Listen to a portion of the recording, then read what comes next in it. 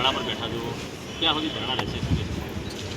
આમ તો જે નોનજીબીએ કીધું એના પ્રમાણે મોરીખા ગામના જે લખીરામભાઈની હત્યા થઈ છે એને લઈ અને 2 મહિનાથી જે તપાસ ચાલુ હતી એ તપાસમાં એમના પીડિત પરિવારને કોઈ બરાબર વિશ્વાસ નથી કે બરાબર મારી તપાસ થઈ નથી, અને એમાં 302 કલમ ઉમેરવાની વાત હતી, તો 302 કલમ પણ ઉમેરવાની નથી.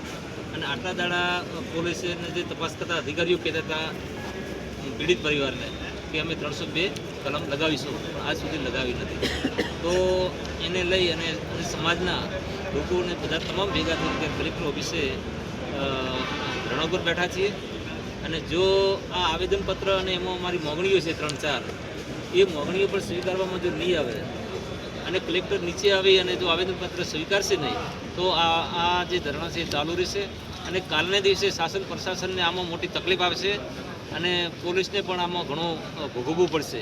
એટલે અમારી મોગણી છે કે તાત્કાલિક આવી કલેક્ટર નીચે આવી અને આ મોગણી સ્વીકારી લે. પરમાર ધેંગાભાઈ.